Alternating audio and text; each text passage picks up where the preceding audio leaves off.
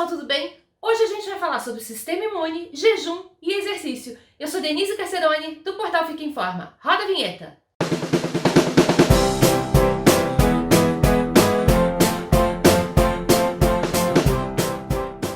E aí, tudo bem com você? Hoje a gente vai falar da relação entre sistema imune, jejum e exercício. Eu já falei da relação entre sistema imune e exercício num vídeo que eu vou deixar o card aqui em cima. Agora a gente vai acrescentar aí essa variável jejum para vocês poderem entender como é que essas coisas se interrelacionam e qual que é, em que implica isso, né? Qual que é a importância da gente olhar para isso, principalmente nesse momento que a gente está no meio da pandemia e que não é interessante que a gente tenha algum problema relacionado aí com o nosso sistema imunológico, né? Se é a primeira vez que você está vindo por aqui, seja bem-vindo. Se ainda não se inscreveu, corre, se inscreve, clica no sininho para receber as notificações. O pessoal que já está acostumado aqui sabe que quando tiver qualquer dúvida, é só colocar lá embaixo nos comentários que eu sempre respondo. Já aproveita e tasca o dedo no joinha, porque isso ajuda no crescimento do canal e você mostra para mim que você está curtindo aí o conteúdo e dá uma incentivada para eu continuar gravando aqui esses vídeos com essas informações para vocês. Então vamos lá. Qual que é a relação aí que a gente tem entre sistema imune, jejum e exercício? Vamos entender melhor isso. Existem pesquisas que evidenciam que acontece uma imunodepressão quando a gente tem a combinação aí de exercícios de alta intensidade ou de longa duração com jejum. Ou seja, nessas condições, as nossas células do sistema imunológico, elas funcionam de uma forma, digamos assim, prejudicada. Elas não funcionam dentro da sua melhor capacidade de proteção do nosso organismo.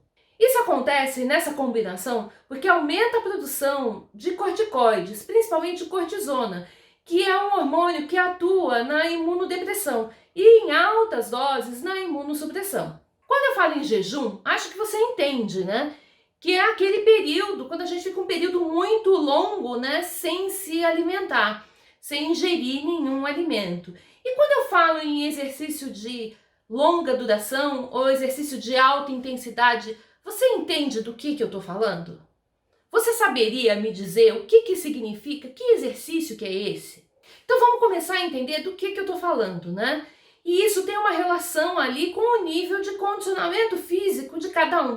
Porque aquele exercício que para mim ele pode ser um exercício de alta intensidade, para um atleta pode, assim, nem cheirar nem feder, como a gente costuma dizer.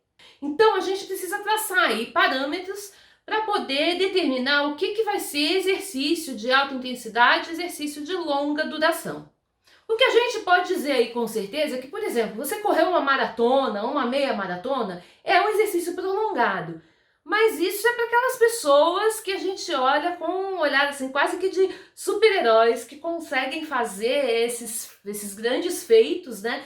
Mas e para as pessoas comuns, como é que isso funciona? Como é que eu determino aí o que é um exercício prolongado, né? O que a gente sabe é que logo após a gente terminar as sessões desses tipos de exercício, acontece o que os pesquisadores chamam de janela imunitária aberta. Tem uma queda, né? É a tal da imunodepressão que eu falei aí no início. Então, a gente vai recorrer às recomendações de um pesquisador que dedica a vida dele a estudar esse assunto. Ele se chama David Niemann e nas pesquisas ele coloca o seguinte: quando a gente faz exercício e que esse exercício a nossa frequência cardíaca ela está acima de 75% e que essa sessão de exercício ela vai ter uma duração de mais de 1 hora, a gente já pode considerar aí então um exercício de longa duração. Se a gente for considerar as pessoas que praticam corridas, a gente ainda coloca mais um parâmetro, que é correr mais de 100 km por semana. Quando a gente fala de exercício de alta intensidade e curta duração, como esses exercícios que estão super na moda, que as pessoas conhecem como HIIT, né? Então, exercícios intervalados de alta intensidade, em que se trabalha com uma frequência cardíaca ali acima de 85%, chegando às vezes a 90% da frequência cardíaca máxima, né? Embora esses exercícios sejam feitos com um tempo mais curto, até uns 20 minutos mais ou menos, mas também ocorre esse fenômeno da imunodepressão, né? Logo após o exercício. Então continua a ideia, continua valendo aí da mesma forma. Então a gente entendendo que a combinação entre jejum e exercício de longa duração ou de alta intensidade vai causar uma queda, né? Vai deixar uma janela imunológica aberta ali, logo na sequência do término da sessão do exercício. O que a gente pode fazer para minimizar essa situação? Então a dica que esse pesquisador dá é a gente consumir alimentos ricos em carboidrato antes e depois do treino. E quando a gente está falando em exercícios de longa duração, né? Então exercícios que vão durar aí mais do que 1 hora, dentro daqueles parâmetros, né? Frequência cardíaca acima de 75%, como eu falei, consumir esse carboidrato também durante o treino, ali em forma de líquido. Porque além do consumo do carboidrato, a hidratação ela também é muito importante. E por que consumir carboidrato? Quando a gente consome carboidrato, quando a gente ingere carboidrato, existe um aumento da glicemia e existe também um aumento da insulinemia. E a insulina, ele é um hormônio contrarregulador do cortisol. Isso faz com que essa imunodepressão seja reduzida. Eu não vou entrar aqui na discussão sobre jejum intermitente, tá? Não cabe aqui eu falar sobre isso, eu não sou uma especialista no assunto, então aqui a gente está discutindo exclusivamente sobre essa relação, né, de jejum e esses tipos de exercício de longa duração ou de alta intensidade, ok? E para isso, a recomendação é o consumo do carboidrato antes, durante, dependendo do tipo de exercício, e depois de se exercitar, conforme aí o David Niemann recomenda.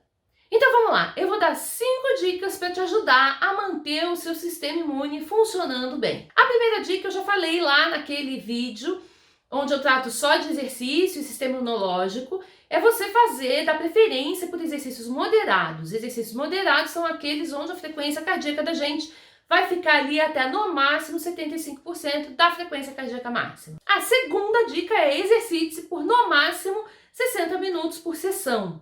A terceira dica, hidrate-se. Isso não é uma dica só para manter o sistema imune em dia. Isso vale para a sua saúde de uma forma em geral. Lembrando que o primeiro sinal que a gente tem de desidratação é a sede. A quarta dica é alimente-se com carboidrato antes e depois do exercício.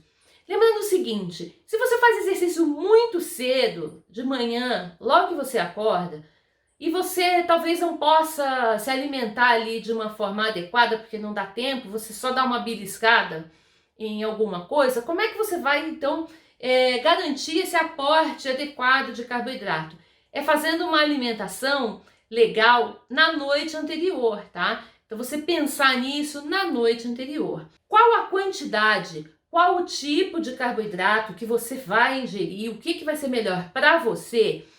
Isso você precisa conversar com um nutricionista, porque vai variar muito de pessoa para pessoa, do nível de treino, tipo de treino que você faz, tá?